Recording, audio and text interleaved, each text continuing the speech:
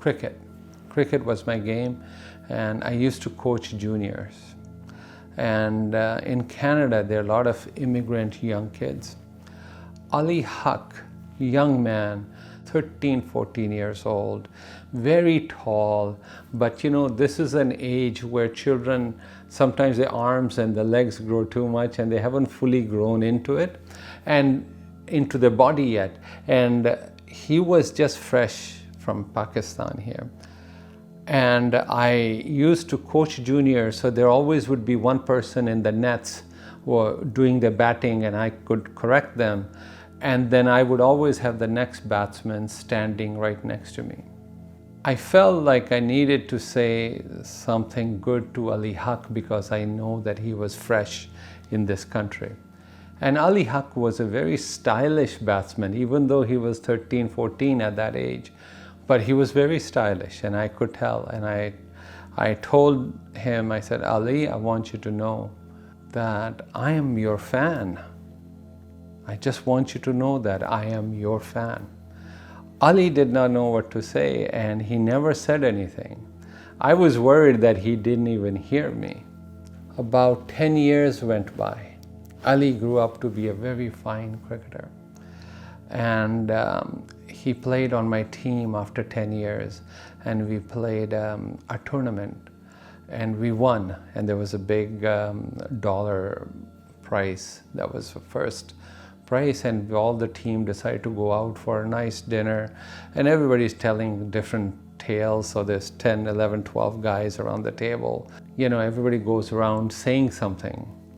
This was a time in my life that I was having a tough time trying to see if my life had amounted to anything, and I never thought anything I had done in my life had really accounted for anything.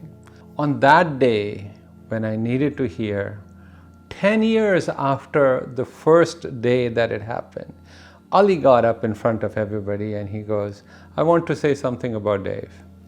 Dave, 10, 11 years ago, I don't remember when, you once said to me that you are my fan. But I want you to know I'm your fan. Him saying that and me realizing that he remembered this little 13, 14-year-old kid remembered this, brought tears to my eyes. I couldn't believe what I thought had totally been missed by him. He remembered. For him to remember, you have to see how much it might have played a part in his life. So understand that you are creating, by how you speak, what you say, you are creating karma. Now I'll also give you something to the negative. I have a son. He had, as a youngster, again as a 13-year-old kid, 14-year-old kid, he wanted to become a basketball player. And he wanted to become an NBA player. And being his father, not wanting him to be disappointed and knowing what it'll take for him, I discouraged him.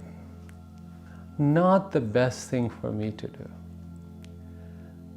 I don't think Rick is listening, but I want Rick to know that I was wrong in discouraging you. I did it out of love for you because I didn't want you to dedicate so much time and not get there, thinking that there is so many crazy athletes down in States. But at the same time, I would have rather encouraged you, son. So we are constantly creating karma. And we have to be really, really careful that how we say it, what we say it. Another way that we create karma, which nobody sees but karma is created, is your thoughts. What you think also creates karma. We have become very adept. We have become very adept at hiding our inside thoughts with very good words from our mouth. We might even do good deeds People might say, oh, he is such a good man, he does such good deeds. And you might even be able to have a salesman's talking style. You might have made your tongue very sweet. But if your internal mental game is not right, if on the inside you're constantly judging people, what is he wearing, man? Who does he think he is? All this constant chatter that's going on inside of our head is also creating karma. The thoughts that you have, this judging, this belittling thoughts that you can have, even good thoughts that you can have about people, are also creating karma. And you have to understand that you are a karma creating machine. You're constantly creating karma. And yes, you will reap the rewards. Now, it also has to be understood. Result of some karma is immediate. You say something wrong to a policeman, you're going to get the result of that right then and there.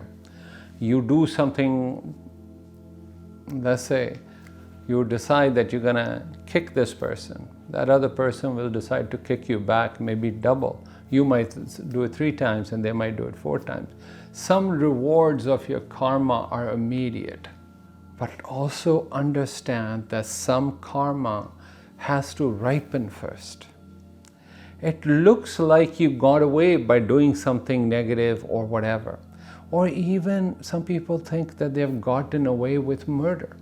But sometimes this karma has to ripen. And have no doubt that when this karma will ripen, it will happen at the right time. Maybe you thought you got away with it. Don't we hear stories all the time about DNA matching? These people who thought that they even got away with a murder. And then it took 30 years, 40 years. These people, after that crime, they even led a reasonable life. But after 30, 40 years, the karma caught up to them. And now they have to pay that price. So some karma has to ripen.